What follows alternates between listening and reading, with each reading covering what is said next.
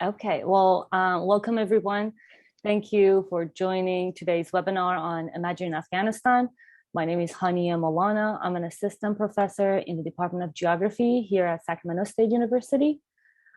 Before I open the webinar, I would like to acknowledge that we as settlers are standing on the tribal lands of Sacramento's indigenous people. This area was, and it still is, the tribal land of the Nisenan people. Sacramento was a gathering place for many local tribes who have lived throughout the Central Valley and the foothills for generations and were the original stewards of this land.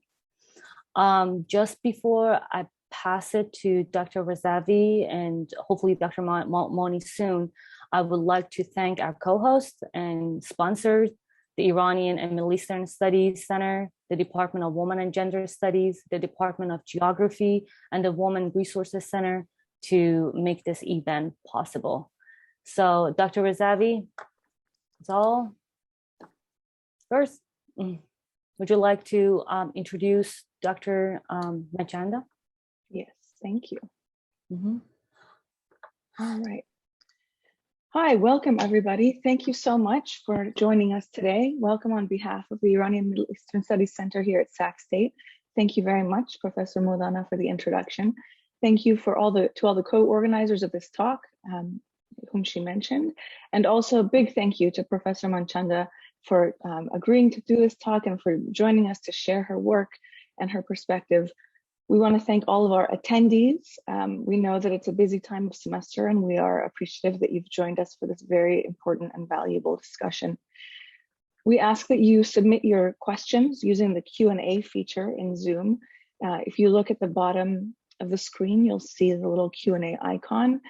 Professor Maulana or possibly Dr. Moni, when she comes, will moderate the Q&A and relay those questions to Dr. Manchanda later. We have been looking very much forward to this presentation for quite some time now since we started the conversation with Dr. Manchanda. I want to give you a brief introduction to Dr. Manchanda and her work. Dr. Nivi Manchanda is a senior lecturer, the equivalent of associate professor here in international politics at Queen Mary University of London. She's interested in questions of race, empire, and borders, and she's published in, among other journals, International Affairs, Security Dialogue, Millennium, Current Sociology, and Third World Quarterly. She's the co-editor of Race and Racism in International Relations, Confronting the Global Color Line. Her monograph, which is the book that you are here to listen to the discussion about today, Imagining Afghanistan, the History and Politics of Imperial Knowledge, was awarded the LHM Ling First Outstanding Book Prize by the British International Studies Association. She sits on the editorial board of International Studies Quarterly, Cambridge Review of International Affairs, and Security Dialogue. She was the co-editor-in-chief of the journal Politics from 2018 to 2021. Thank you very much, Dr. Manchanda, for joining us. The floor is yours. Thank you so much for inviting me today, Sahar and Hania and Sujata, and for hosting and organizing everything. I'm especially looking forward to having a conversation with everyone who's present today. So I'll delve straight into it. As you're all probably painfully aware, in August of this year, the Taliban took control of Kabul, having already been in charge of large swathes of the country, and declared themselves the legitimate government of Afghanistan. Within weeks, a humanitarian emergency was declared in the country, with reports of children dying from malnutrition, whilst most INGOs implicitly or explicitly refused to give aid to the country on political grounds. The situation on the ground has only got worse. What I think is especially relevant is that from about 2015 till a few months ago, the majority of EU countries, including Denmark, Germany, and the United Kingdom, had sent back thousands of Afghan refugees to Kabul, arguing, using the European Court of Justice, that it was a safe place for Afghans. Although, of course, not for their own citizens. So the subtext was this was a problem that was theirs, the Afghans, but not ours, the Western world. What I'm going to try to do in the next few minutes is to give a sense of how we might have got here by speaking about what my book, Imagining Afghanistan, does, or what I hope it does. So imagining Afghanistan is loosely based on my doctoral research. And so it's been a very long project. When I was writing it, I was really interested in the war on terror and the sort of dispersed US empire, I suppose, just like every critical grad student at the time. But when I came to writing my PhD proposal and to the substantive chapters, I was especially struck by the relative neglect that Afghanistan had been subject to, both in academic and popular discourse, compared to Iraq, even though this was the longer war. I suppose this became the starting puzzle for me. Why was the war in or on Afghanistan obscured, and Afghanistan considered only ever a peripheral or marginal subject of inquiry? I think for me, this has to do with Afghanistan's liminal space in both imperial theory and practice. Afghanistan in some ways is archetypal, typical, but it's also in other important ways the exception that proves the rule. We always focus on India or Algeria or the Congo to tell our story about colonialism, about India being colonized and therefore British colonialism, or the Congo and Belgian colonialism, or Algeria and French colonialism. But colonialism itself was a fairly vast and sometimes not properly institutionalized endeavor. And so Afghanistan's quasi or crypto colonialism really points to this. Its location on the margins of empire makes it distinctive, but I think also adds texture to the story of colonialism. The book examines Anglophone, so English language imperial representations of Afghanistan.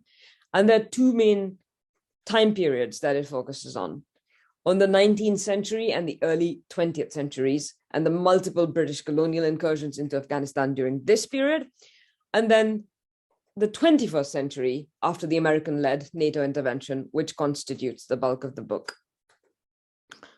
My overarching aim or impetus in the book was to tease out and unpack the racialized and taken for granted nature of colonial knowledge, which disguises itself as the only way or the only proper way of knowing.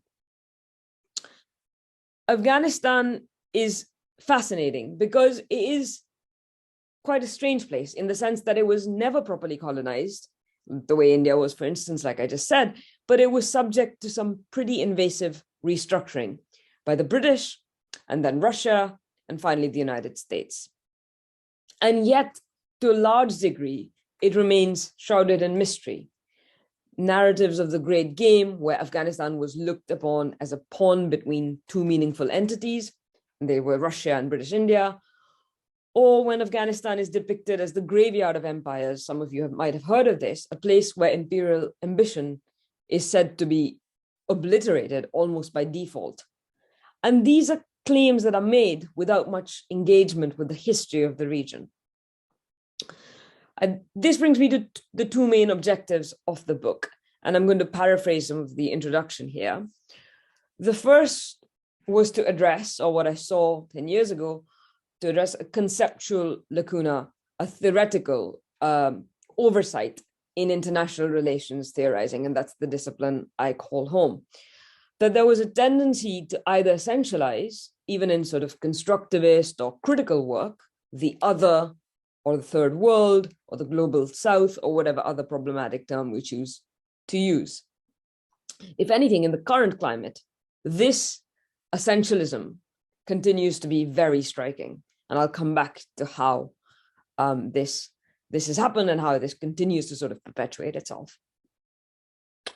The second, and I suppose this is more relevant for us here, was to look at a place that has always been considered slightly marginal, and to try to make the claim that what we say, we as in the Western knowledge producers, if you like, what we say about this place, that is Afghanistan, actually says more about us and the processes of knowledge production in the West, and specifically in the Western academy and policymaking, than it really does about Afghanistan itself. So the book is fairly methodologically eclectic.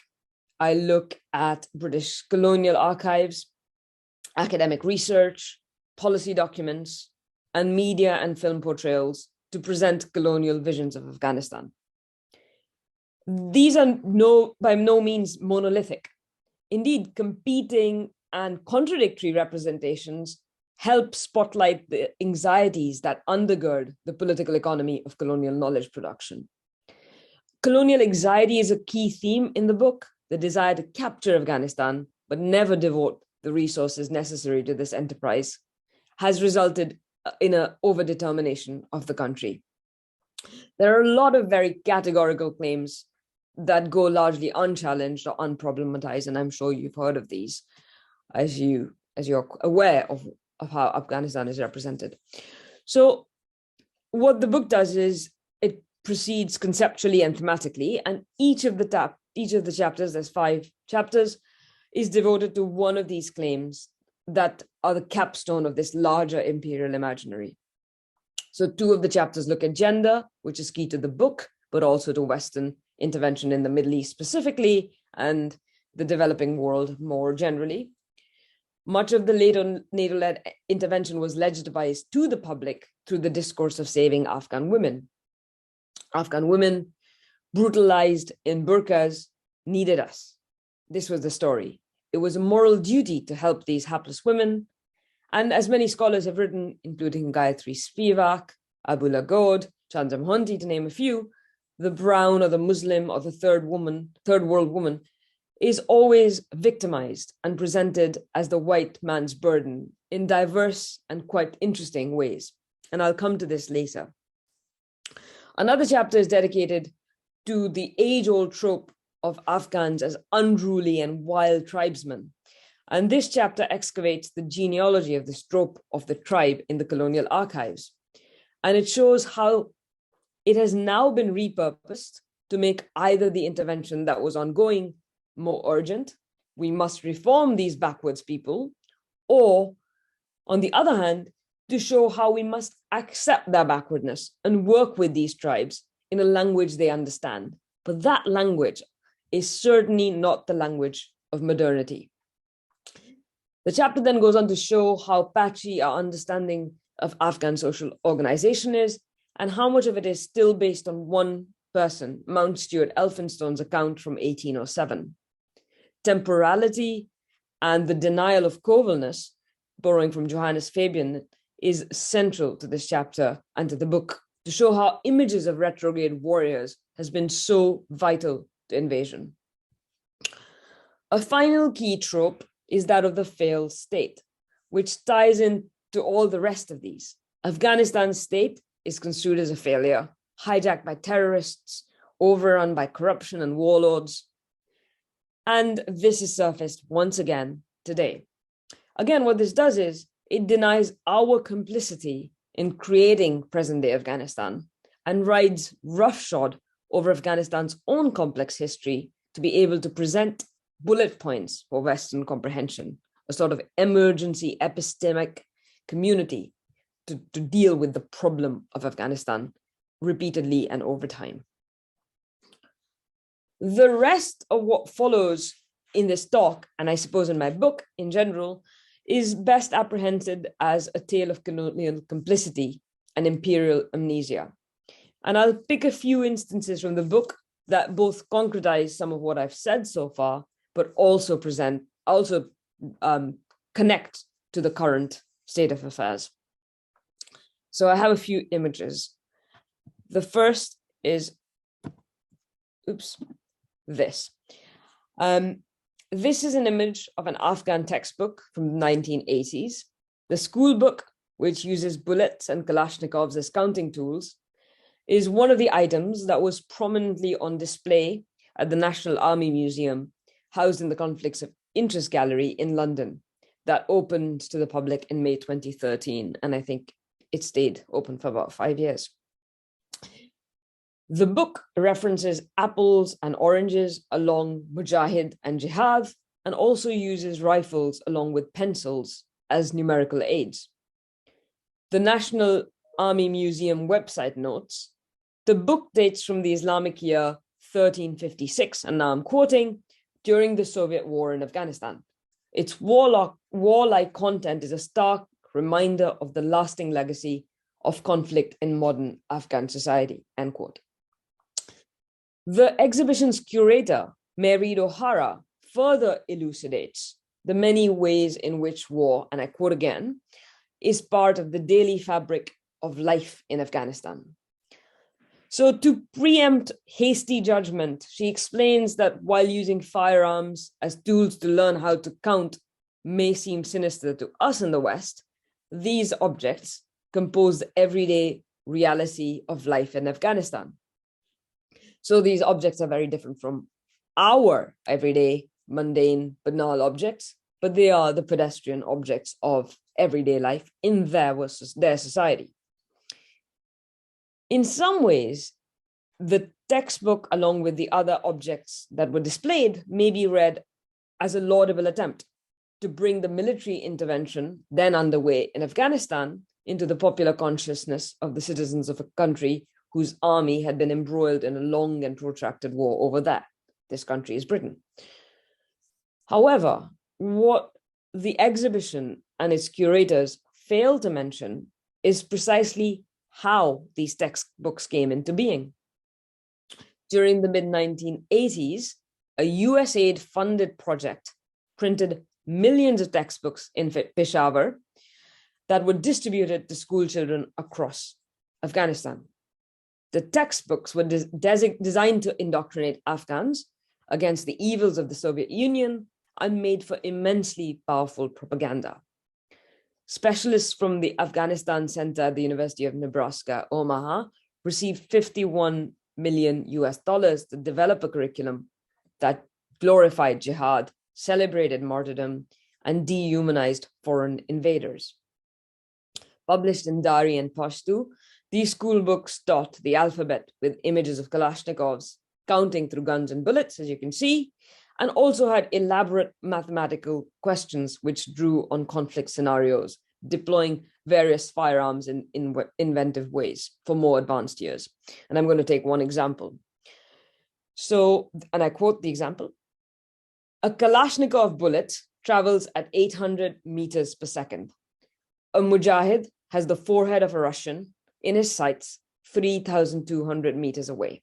How many seconds will it take the bullet to hit the Russian's forehead? End quote. So, although USAID funding for the project stopped in 1994, multiple copies of the text remained in circulation in the 1990s and into the 2000s. The Taliban, in another grisly turn, continued using these American-produced textbooks, but in keeping with their fabricated scripture that denounced all pictorial representations of human images, removed the heads of people depicted in the books. What remained were images of decapitated bodies carrying Kalashnikovs, poignant pedagogical instruments for 8-year-olds. The story of the Afghan textbook is important because it entirely disavows our complicity in creating the very warlike Afghanistan we study from an ostensible distance. The narrative also points to and highlights the politicized nature of knowledge production. We know from Edward Said that the self is always already implicated in the generation of knowledge about the other. And this leads often unwittingly to the reification and reinforcement of power hierarchies in relations between the West and the East, or the North and the South. But equally, the deliberate writing out of our involvement and imposition of misleading narratives is a particularly pernicious and consistent problem when it comes to Afghanistan. And I'll show another example of how this is the case. Here you have artifacts too. This is an image of a woman in a burqa brandishing a gun with the caption, "Terror attack levels severe. An attack is highly likely. For security reasons, it's now time to ban the burqa." This image was widely circulated by Britain First, a far-right nationalist party, to bolster its hugely popular Ban the Burqa campaign in Britain. The same image was posted on Facebook by Australian Senator Jackie Lambie, generating thousands of likes and shares in turn. The photograph, as you can see, is heavily edited, but it happens to be of Afghanistan's first female police officer, Lieutenant Colonel Malai Kakar, who was later shot dead on her way by the Taliban, on her way to work by the Taliban in 2008. Lieutenant Kakar, head of the Kandahar's Department of Crime Against Women, was a policewoman renowned for her agitation against the Taliban and for her women's rights activism.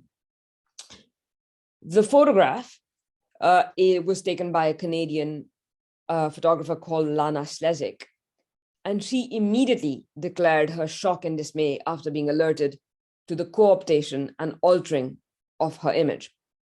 And she claimed that Britain First and Jackie Lambie had used the image for inflammatory purposes, and that the image's popularity in general heralds a disturbing trend.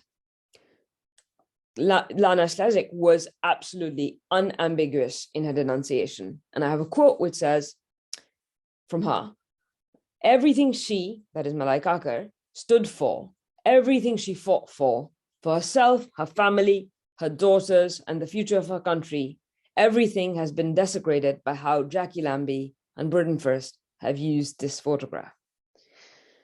She later confessed, Lana Slezak that is, that she was horrified because it was a complete misrepresentation of the truth.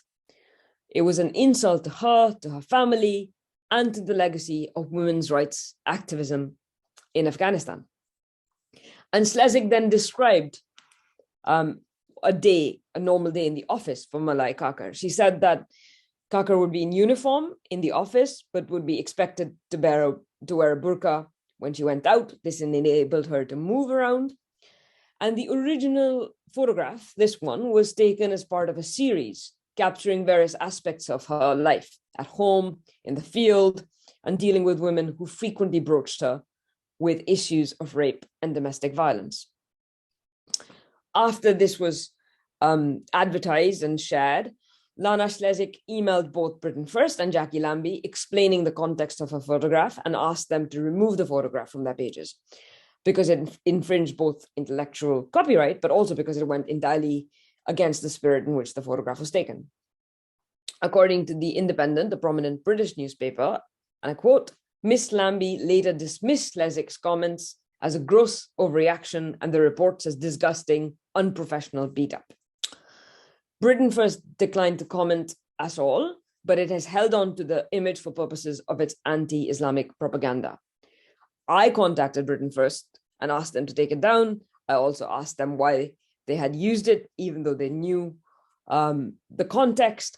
Of course, they didn't reply to me, and the image is still distributed widely to this day. In this deliberate and audacious misrepresentation of the burqa as an object of imminent threat, we see the recreation of the imaginative geography of the East versus the West, where the burqa becomes a barometer for measuring and a key tool in maintaining Afghanistan's position as a place of violence and perversity. This antipathy towards the veil is hardly unique to Afghanistan, and countries across the globe, including India and France and Denmark, have used the burqa as a respectable way to express their Islamophobia. Indeed, many scholars and activists have written about how anti-Muslim racism is couched in the language of women's rights. And here we can see the anxieties around the veil do a double injustice to women in the Middle East and in Afghanistan. In this sort of zealous drive to save Afghan women, or Muslim women in general, we first forget that the veil in some instances allow women to navigate spaces that would not otherwise be available to them. So by ignoring the social mobility aspect of the veil, and Julie Billard is one of the people who writes about this, the narrative ironically circumscribes the options for descent open to veiled women. The discourse also simultaneously erases or turns a blind eye to the multiple registers through which the oppression of women occurs, even in so-called liberated Western societies. Moreover, it sanctions a whole host of problematic policies towards Islamic countries and works to invalidate certain life worlds and ways of being. And to take one example, in a US Senate hearing in 2005, Senator Barbara Boxer made an impassioned plea that the US continue to save Afghan women and especially save them through banning the veil. And she prefaced this discussion of the burqa with the following, and I quote again, "I want to talk a minute about Afghanistan. I have a very soft spot for Afghanistan. I think our country does. This is a nation that was crushed by the Taliban, and it was the tragedy of 9/11 that has led to their liberation." End quote. She then goes on to talk about how freedom has been brought to all Afghan women because of American feminists. And she concludes by saying this, I quote, "The last point I would make is, if you ever sort of get tired of hearing about the condition of Afghan women, just put on a burqa once for 15 minutes and keep it on, even though you're going to want to pull it right off. The sense that you have is of being completely invisible and having no soul and no humanity whatsoever." And I think if everyone could do that, I wish everyone could do that, who's interested in foreign policy, to understand what it means to women throughout the world who are made to feel invisible. So these sort of pleas become instruments for ill-advised foreign policy, or more accurately, the foreign policies already in motion acquire a veneer of respectability and humanity. These misjudged and always short-lived bursts of enthusiasm at home tend to have long-term and usually pernicious ramifications out there. And Afghan feminists themselves and organizations, including the Revolutionary Association of Women of Afghanistan, RAVA, have tried to belabor this precise point for many years, but it has largely fallen on deaf ears. And this doesn't even begin to unpack the hypocrisy of the decisions to intervene in one country instead of another. I'm now thinking of Afghanistan versus Saudi Arabia, if we are going to just save women. But the analogy holds true for a bunch of other cases. So in my work, I've tried to show the ways in which the burqa and also more recently the headscarf have been depicted as unequivocal instruments of Islamic repression, misogyny, and retrogression. My intention here and in these texts is not at all to say that there's no female oppression in Afghanistan. That would be bizarre and patently untrue. What I'm trying to say is that, one, there's a tendency to posit the Western liberal woman as not only the norm, but also the apogee of the liberated woman. And two, that the voices of female revolutionary movements on the ground are drowned out in favor of American NGOs like Feminist Majority that frankly don't really have a clue about what is going on in the country whose women they seem to be saving, in this case, Afghanistan.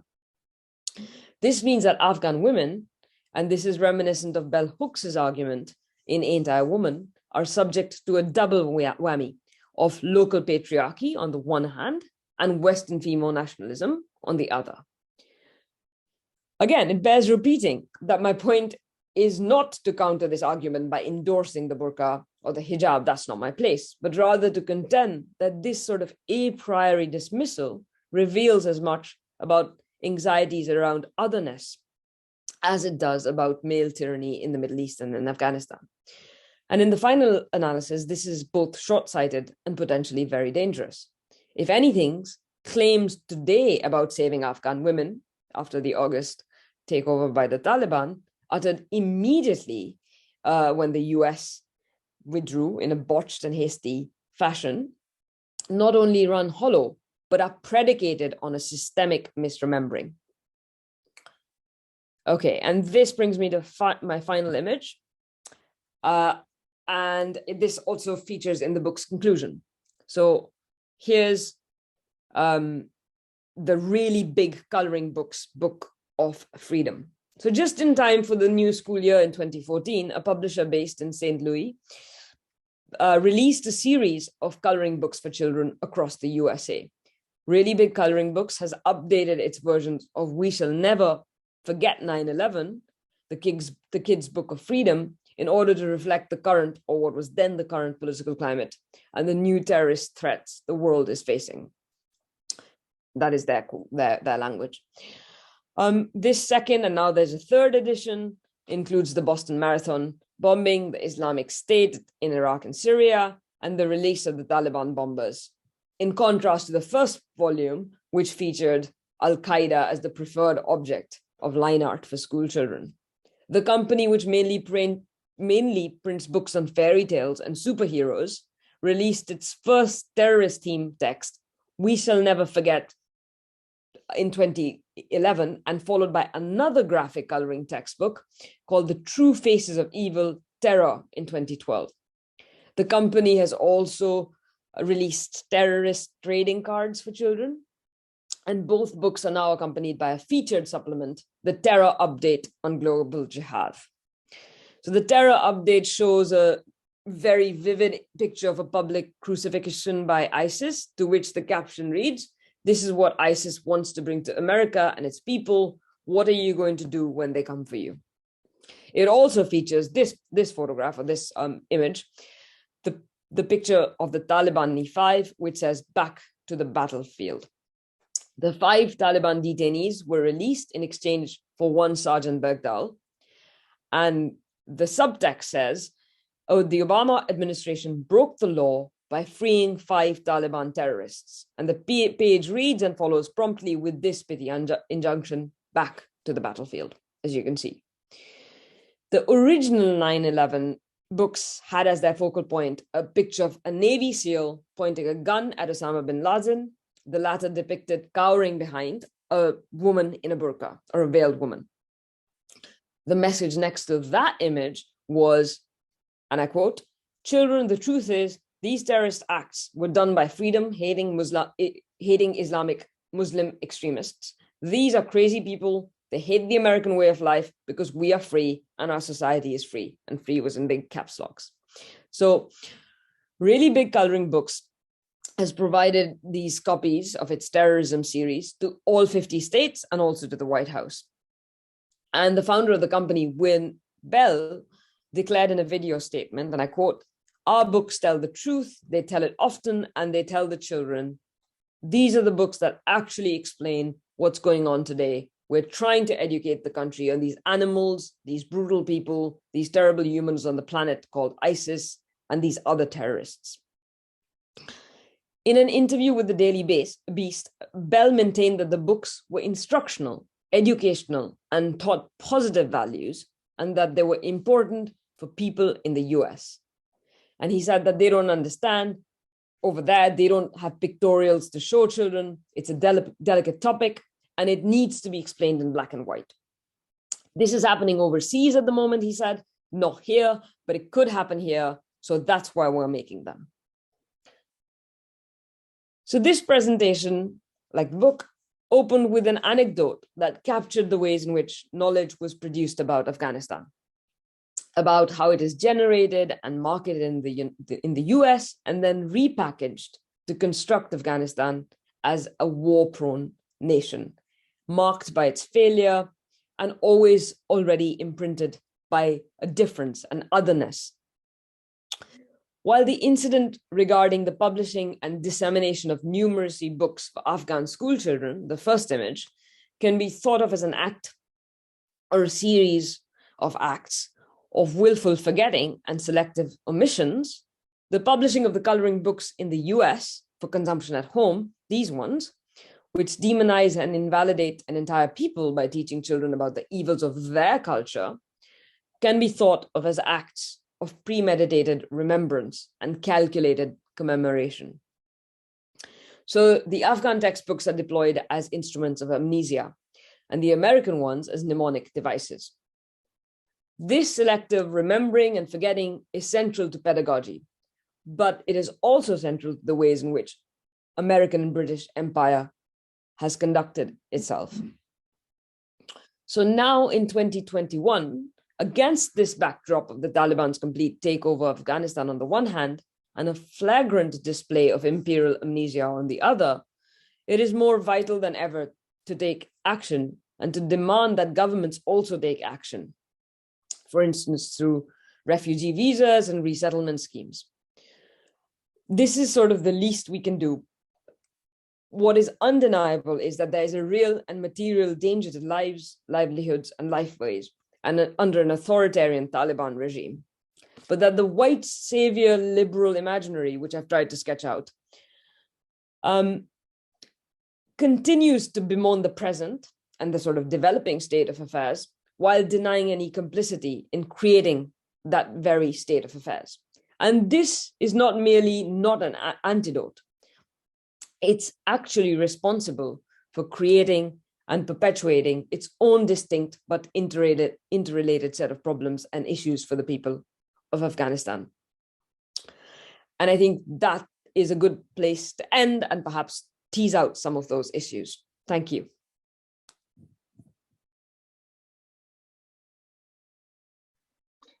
Hi, Nivi. I'm Sujata. Finally, it's nice to meet you. Thank you so much for that presentation. We have a large audience here, and I'm sure they're eager to ask questions. There are a couple of questions here in the Q&A. So I'm going to start off with the one that you may probably like. Where can we buy your book? I think the Cambridge University Press website, but also some of the big publishers in the US should have it. It's quite an expensive book, so I'd wait until it comes back in paperback, which they've promised would happen soon. Yeah, I checked for it on Amazon, and it is pretty expensive, and I'm waiting for the paperback version. So I really appreciate your presentation. I think you've done amazing research, and some of the images you shared where they just drove home the point. There's another question here. This is from Nazir Yusufi.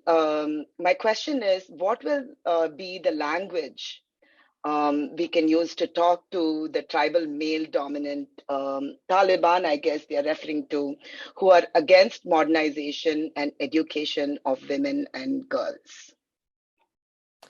This is a really good question. So I suppose it depends on who the audience is. That's how I usually answer questions which talking about somebody else. So if I were to give an audience to the US military, and talk to them about it, I would not say these are brutal tribal people, because that will lead to a certain response. However, if you were talking to the Taliban themselves, I think you should absolutely call them brutal, patriarchal, misogynistic people, because that will, I hope, not get you killed, but also I hope that it will have another sort of set of responses. So I suppose it really depends on the context. In the book, my focus was on, and this is my focus in general in my work, is on empire. So I am very tightly laser sharp focused on my critique of imperial adventures of the US, but also of the UK. And so I suppose the brunt of my critique falls on those actors. But that doesn't mean that the rest of these actors, especially not the Taliban, get let off the hook. The one question, or the one sort of thing in your question was the idea of tribal, and I think that's something I spend quite a lot of time unpacking in the book in a chapter. And my main sort of takeaway from that is that the word tribe is used in a very particular way. So it's actually an anthropologist have come up with the word tribe to signal a way of organizing that is different from the way in which the state organizes. But in Afghanistan, and I think in some other countries, the tribe is used to basically it's a shorthand for backwards. And so that leads to its own sort of problem. So I wouldn't use tribal simply because of its connotations. And I think those connotations are very racialized. Absolutely. So in the Western context, they use the term deliberately in a racialized manner. Yeah. We see that frequently in the US. But that actually leads me to another question that often bothers me, of this conundrum of women of color, brown women, caught between contending masculinities. So on the one hand, we have the West portraying Afghan women as victims, and you demonstrated that very clearly with your example of Barbara Boxer, even a liberal Democrat. But on the other hand, there is especially for women like us, right? Women who strongly identify with, as being in the crossroads, between the countries of our countries of origin, like India or Afghanistan, or and working in the United States, where we are portrayed as victims of our own culture by a racialized Western culture. So how do women, how do we as feminists respond to this situation, and how are women in those situations responding to it? In Afghanistan against the Taliban and the West? Yeah, that's a really excellent question. And again, I think I can't help but think about Bell Hooks's sort of conundrum that we're faced with, that, there's this double whammy of local patriarchy on the one hand, but then Western sort of imperialism or female nationalism on the other hand, and navigating that space is very different. I think to some extent it also depends, again, on who the audience is and the context is. But I suppose the trap to not fall into is to say that if one is this, therefore the other is better, and to be at both times capable of quite a sophisticated critique of local patriarchy, of Indian patriarchy, but also to not have that then used as a way to dismiss all sorts of life ways, all sorts of cultures, all sorts of, which is what the West does, or to say, okay, therefore we are superior. Because actually, it's just, in some ways, it's just different. And it's also, perhaps a matter of scale, but also how we think of female oppression. In lockdown in Britain, loads of women got beaten, lots of women lost their lives to abusive husbands. And Britain thinks of itself as this very progressive feminist space. So it's also what we focus on. But then again, of course, that is not in any way to deny the fact that women in India have a pretty rough time, and women in Afghanistan, if anything, are having an even rougher time. Absolutely. So there's another question. How does Western activism affect how international policy addresses the Middle East? I think this is related to the same question. So what do we do about this situation? How can we act as, as activists? Yeah. So I think activism on the whole is a really good thing, but sometimes even fairly well-minded activism starts peddling stereotypes as a way to make the point. And I suppose that it becomes a strategic imperative. But I suppose a lot of things that Western academics and activists can do is to continue focusing on how aid or how policies towards certain countries are being enacted. So the activism should actually be saying, okay, here's a problem, but then shift from just simply identifying the problem or the issue, but also saying, well, how are we going to fix this issue? What are the tools we need? And those are probably not intervention or bombing. And so that's the kind of tough question. And I realized that the space for activists to really do that is fairly limited. But as we've seen with the Black Lives Matter protests, that it's not as limited as we think, that things change, the tone changes, the subject becomes engaged with in slightly different ways, etc. Thank you. So there are two questions from Professor Justin Curtis. I'm going to just pick one of them to accommodate more questions. His second question is, I'm someone who spends a lot of time teaching undergrads who were raised exclusively while the US was occupying Afghanistan. What suggestions can you make about teaching these students to take a more nuanced and empathetic approach to studying Afghanistan?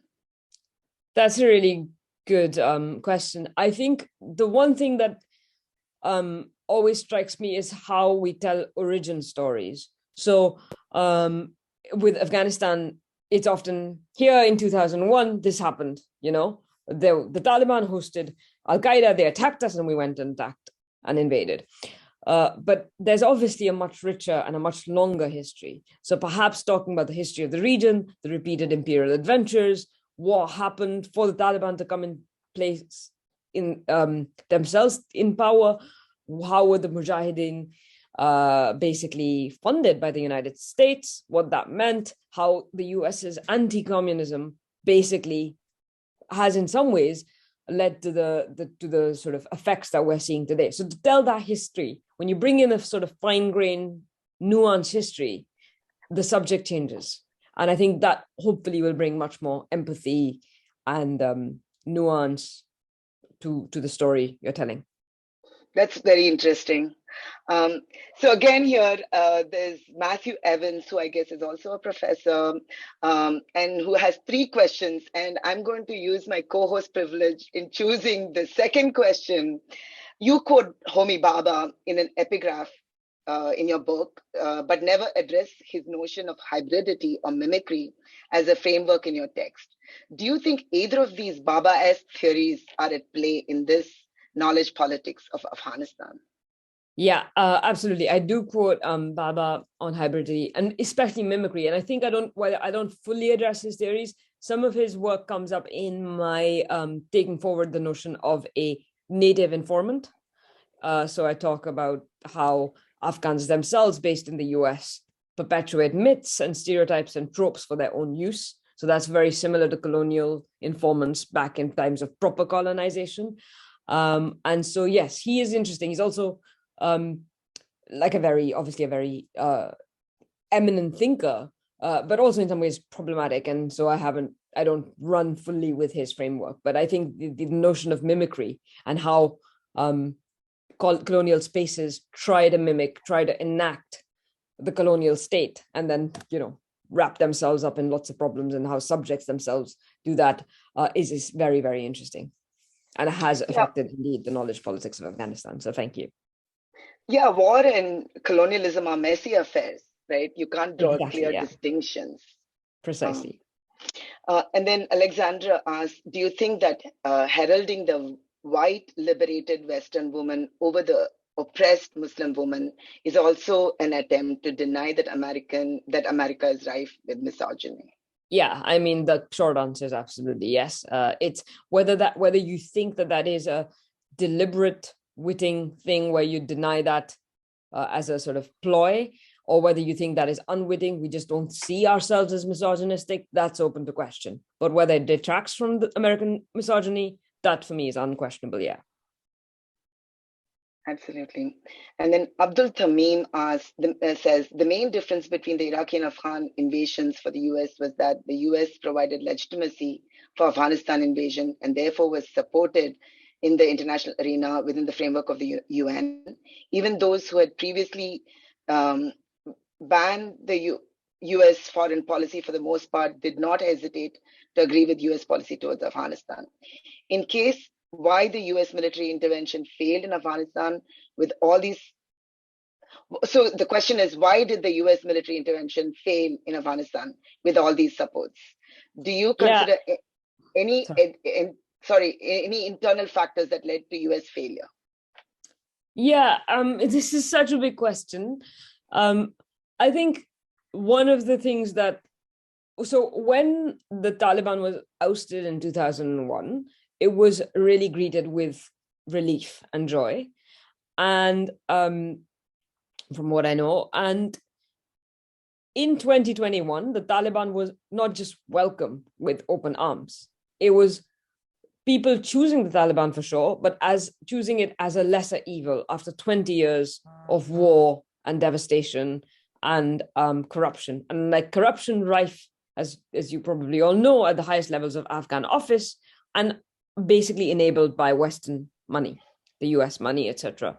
So there was a mix of internal and external factors, but the US was never, it had controlled Kabul and some sort of city centers, but more than 2/3 or more than 3/4, I think, of Afghanistan's population live in villages, in small towns and rural dwellings, and the US had not penetrated those. It was its own officials were living in compounds and Kabuls that were heavily militarized, and ultimately the money that was spent on a very specific and small section of the population, and most people did not see the benefits of US invasion. And so there's a mix, like you say, of internal and external factors, but of course it's a much more complicated story than just that. There are people who are wondering how badly have things gone since the Taliban takeover? Do you have a sense? And we've also been reading mixed messages in the news that the Taliban is not as fierce and rigid now as they were in the past, and that they are actually a bit more flexible with respect to girls' education, etc. Do you have a sense of the current situation in Afghanistan, particularly with respect to women? Yeah, I have to say it's only what I've read, so I don't have finger on the pulse. But the Taliban, when they came to power in 2021, were very, very clear that they wanted to be seen as a legitimate government, and they did make some overtures around women's education.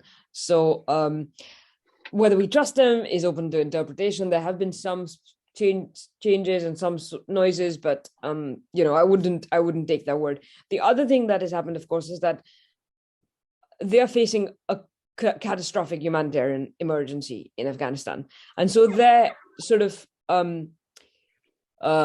their focus lies elsewhere. I don't think it is at the moment just the suppression of women, because there's so much more going on.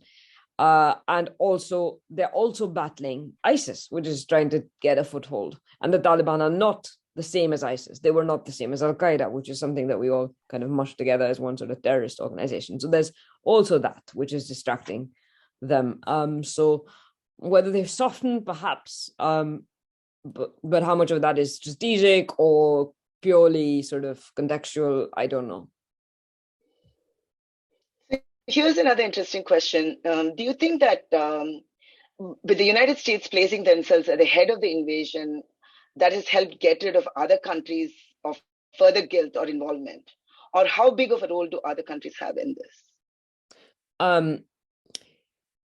Yeah, so I think the US always bears the brunt of the blame for good reason, but I think absolutely the United Kingdom, NATO, all NATO allies, all those countries have their fair share of blame to take for this. And they also had botched withdrawals. The UK also promised to get lots of its Afghan interpreters. They didn't. Now they're trying to cross the channel in small boats, and we're saying we're going to send them back. So, there's it's not just the US. It is unfortunately, because of the US's power, always US led, and therefore very often US focused.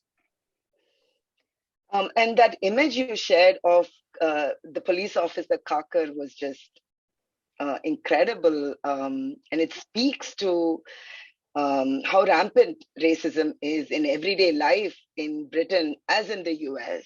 Yeah, exactly. Yeah, it's shocking, but also not surprising. So Francis has to ask, I'm curious if you could discuss how feminist geography informs your approach in imagining Afghanistan. Oh, yeah, that's a very, very good question. I suppose feminist geography, especially sort of post-colonial or anti-racist or Black feminist geography, has informed my approach. I think some of it has come after the book, so it's some of the stuff that I'm working on now that is more in line with those approaches. But within the sort of text imagining Afghanistan, the notion that the world has this sort of imaginative geography divided into good and bad, west and rest, and that isn't simply racialized, but that also that sort of racialization is almost always gendered, definitely was a key theme in the book, and that emerges in different ways. And since then, the other thing that I suppose I hadn't focused that much on, but also how it is also sort of classed, or how capitalism or racial capitalism functions as a sort of system or a structure, is something that I'm working on. But yeah, so feminist geography was sort of more implicit than explicit, but the imaginative and the idea of some sort of geographies as being inherently violent. So Afghanistan was also a violent geography, and it was violent because of its men. So there's also the focus on the men as being perverse or violent or misogynistic, and because they were non-Western or Islamic or whatever, also informed that. And that there's some really interesting people who have been working on that, especially Shireen Razak, who I would think of as a feminist geographer. Here's an interesting angle from Nazir Yusufi, which hasn't been touched upon, I think. There are many internal Afghan factors also involved in the past August withdrawal, not just the US's role. Afghanistan's failure always comes from its failed politicians throughout its history, unfortunately.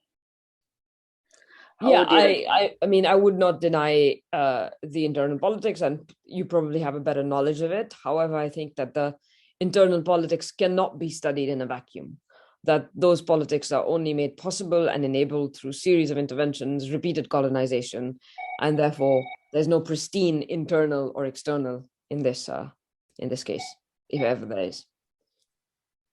And here's a follow-up from Justin. How would you conceptualize the Taliban's ideology? In what ways, even abstractly, has it shifted since the 90s? I think this is a follow-up to the question I asked. Is it different now since the 90s? And you somewhat answered that question in case you want to add something to that. I think, I mean, the Taliban emerged as a sort of group of dispossessed men who came over from Pakistan, 11 of them boys studying in madrasas without any formal education, but religious education.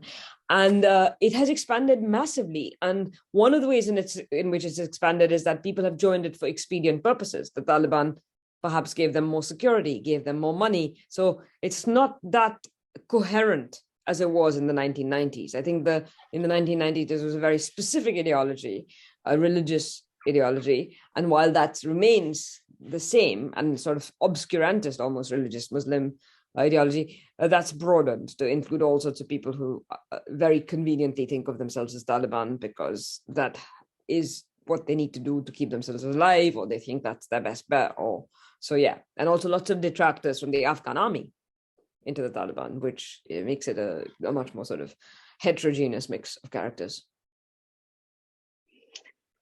I'm going to now turn over to my co-hosts who may have some questions to ask you.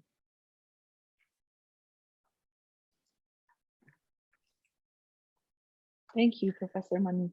I have a couple of questions. Well, one question, one thing I'd like you to expand on a little bit, and then a question after that.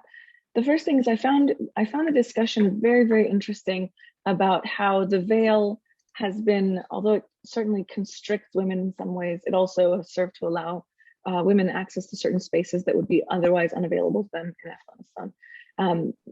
The reason this was so fascinating to me is that this was also the case in Iran after the revolution. The kind of surface level understanding of the veil in this case is that, of course, as you mentioned, that it's universally oppressive and retrograde.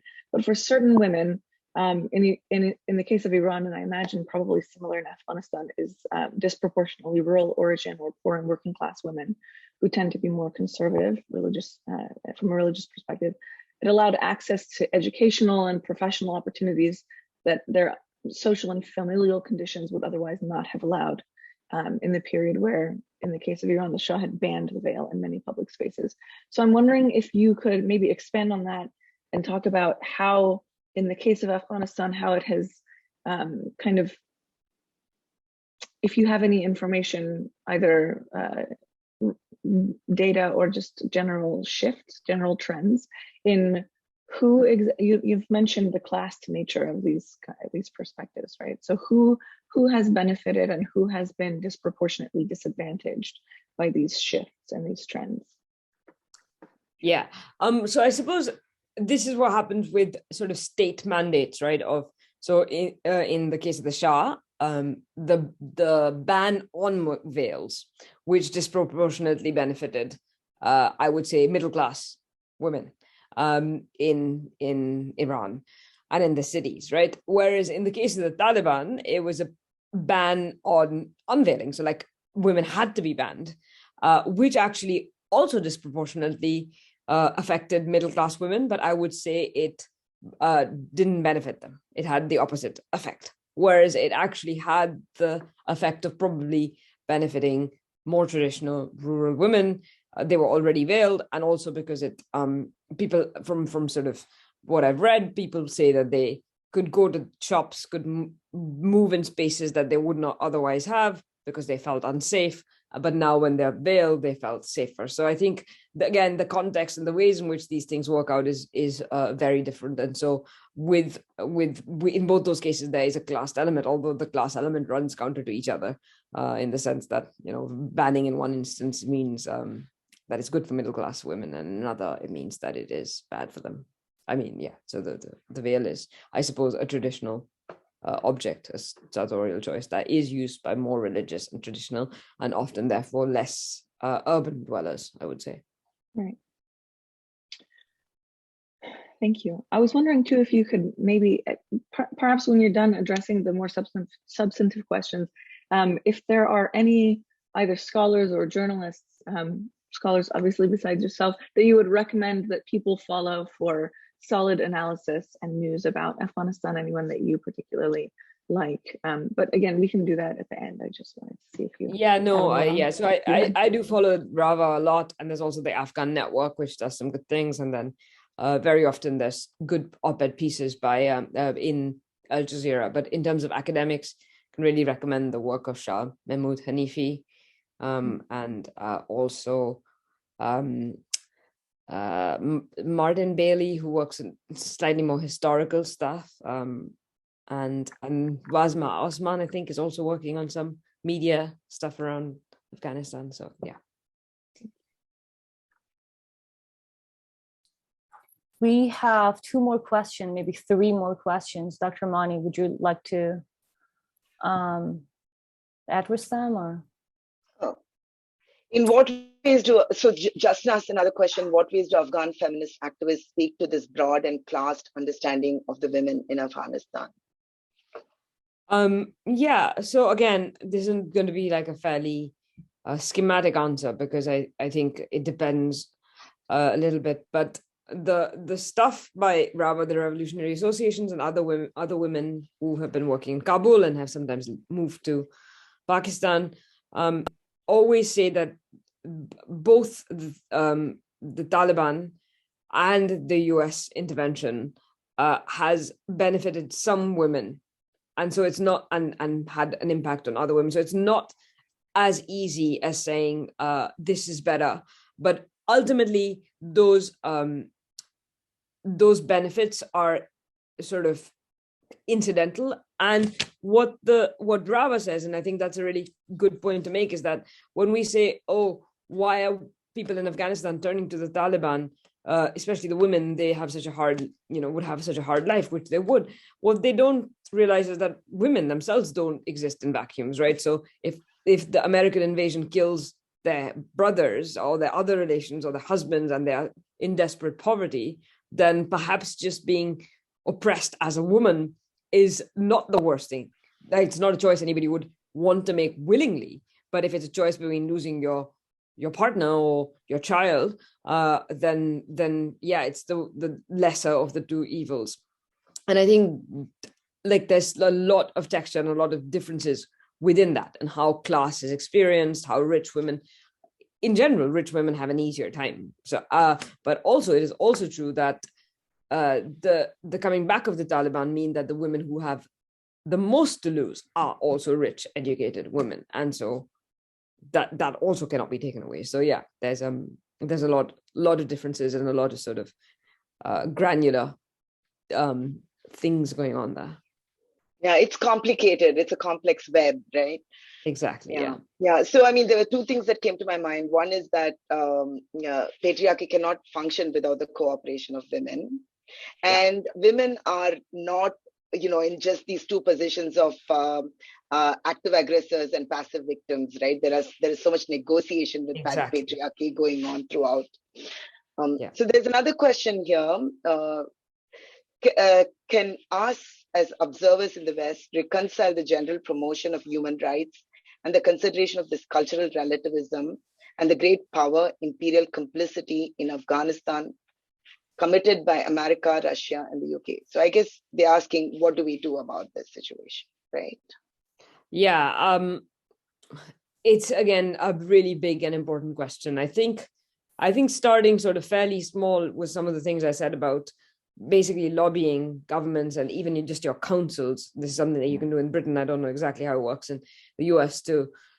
take more refugees, to grant more asylum, to say that this is not a situation that is divorced from our complicity, that we have created it, and that these are people, and to humanize that. Like the debate in Britain is really quite stark and quite shocking in how it talks about these migrants who are invading us as though we had nothing to do. And so I guess making those connections, but then also trying to put in place policies that do help on the ground, that would be like a good way to start. I'm not sure that reconciles those two things, but I think it might be small steps towards just trying to make things better. Right. Hani, you have a question? Yeah, I mean, mine is more like a comment than a question. I just want to hear your thoughts. When I think about Afghanistan, and since US exited Afghanistan, based on the data that a government shared, over 97,000 Afghan refugees moved to the US just in this short amount of time. And that kind of, the image I have in my head is like geographically, it's like taking a land and bring Afghanistan. It's like US taking part of it and bringing to in part of Afghanistan. It's like moving the geography to this part of the world. And that, I can't help myself but keep thinking about the future, that should we like think about it like in a very strategic way, that there might be reasons behind it, or maybe US still want to keep the power and have the control over Afghanistan. I mean, there's no data. I'm just thinking out loud, and I just want to hear your thoughts about this notion of bringing geography, the land, to this part. Like this number is growing, and yeah. Yeah, it's a really interesting question. I don't personally think that there's like a conspiracy, I just think the US is not capable of conspiring to do anything like that at such a grand scale. I think the numbers are shocking. So, Afghanistan is not a massive country, but already I think like 2 or 3 million Afghans have been displaced. And so the US is only getting a small chunk of it. India, Pakistan are getting actually far more. And that's because like there's that most parents can't afford to feed their kids. Is literal starvation for most Afghans. They don't have money in the banks. They don't have, so everyone's trying to flee and wherever they can go. And the US has been implicated in so long and has had these resettlement schemes and actually flew people over. So some of them have come to the US. That's, I think, my read of it. Yeah. So going forward, what do you think the US's role should be in Afghan politics? Yeah, I was dreading this question because it's such a difficult question to answer. I always think if I could turn back time, I know exactly what the US's role should have been, which is to not have invaded. But having invaded and created this mess, what should there? I mean, I think the current policy of not giving any aid to Afghanistan is disastrous. So I think that really needs to change. I think there needs to be a recognition that when you're giving aid, you're giving aid to the people of Afghanistan, not to the Taliban. Loads of NGOs have been there. The UNHCR says that they can do that. There's a bunch of like Norwegian big NGOs that are operating, and they're saying, well, we're here to distribute the money. We're making sure it goes into the hands of people who need it and not to the Taliban. So not giving aid is a really problematic and deeply political decision. And that's not helping Afghans. I think that's the one big thing. Other than that, it depends on how things pan out, I suppose. But yeah. All right. I guess that's it with the questions. We deeply appreciate you taking the time at this odd hour for you to come out here and talk to us. We had a large audience, and so there's a lot of interest in this topic, and it was really useful. Your research is so interesting, and the images you shared with us were fantastic, and they're very useful for our students to connect to. And it helps us a lot in adding to some of the voices on campus already on some of these issues. So thank you so much for coming out here and talking. Thank you so much for inviting me. I really enjoyed that discussion. Thank you. Thank you so much, Dr. Manchanda. Thank you to everyone. We really appreciate everyone attending. We appreciate Dr. Manchanda, your presentation. Just everything has been really wonderful. And I encourage everyone to go and read this book at your soonest available convenience. Absolutely. Thank you so much. Thank Have a nice you. day. Take Thank care. you. Thanks, everyone. Bye-bye. Take care.